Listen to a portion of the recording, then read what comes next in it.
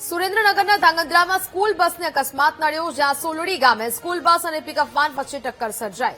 Sunrise smart સ્કૂલની બસને અકસ્માત નડ્યો। બસમાં સવાર 12 થી વધુ વિદ્યાર્થીને ઈજા પહોંચી છે। સ્કૂલ સંચાલકોએ બસને અજ્ઞાત સ્થળે છુપાવી હોવાની ચર્ચા છે।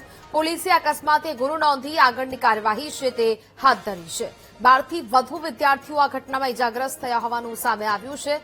બસમાં સવાર 12 વિદ્યાર્થીઓને ઈજા પહોંચી। સ્કૂલ વાહન સનરાઈઝર સ્કૂલની બસ અને બોલેરો કાર વચ્ચે અકસ્માત સર્જાયો હતો, જેમાં 10 થી વધુ વિદ્યાર્થીઓ ઘાયલ થયા હોવાની હાલ તો પ્રાથમિક માહિતી મળી છે, જેને લઈને હાલ આપણે અહીંયા સંસ્કારધામ હોસ્પિટલ ખાતે પહોંચ્યા હતા।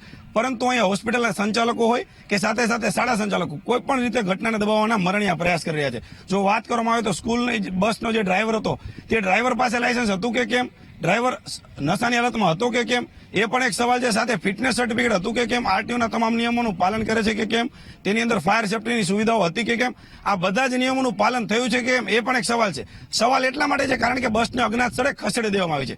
ત્યારબાદ અહીંયા હોસ્પિટલ સંચાલકોની વાત કરવામાં આવે તો અહીંયા 10 થી વધુ વિદ્યાર્થીઓ સારવાર લઈ રહ્યા છે, પરંતુ કેટલા વિદ્યાર્થીઓ ખરેખર સારવાર લઈ રહ્યા છે, કેટલી ગંભીર ઇજાઓ પહોંચી છે, કઈ રીતે સારવાર ચાલી રહી છે, એ બધી જ માહિતી બહાર ના મળે તે માટે હાલ તો સ્કૂલ સંચાલકો અને હોસ્પિટલ સંચાલકો તમામ રીતે મરણિયા પ્રયાસ કરી આ ઘટનાને દબાવવાના પ્રયત્ન કરી રહ્યા છે। એટલે ક્યાંક ને ક્યાંક રાજકીય વગ ધરાવતા લોકો કોઈ પણ રીતે નાના માણસ હોય, વિદ્યાર્થીના વાલી હોય, તેને દબાવીને આ ઘટનાને સંકેલવાના પ્રયત્નો કરી રહ્યા છે। મીડિયાને પણ હાલ તો જે હોસ્પિટલ છે તેની અંદર પ્રવેશબંધી કરી દેવામાં આવી છે।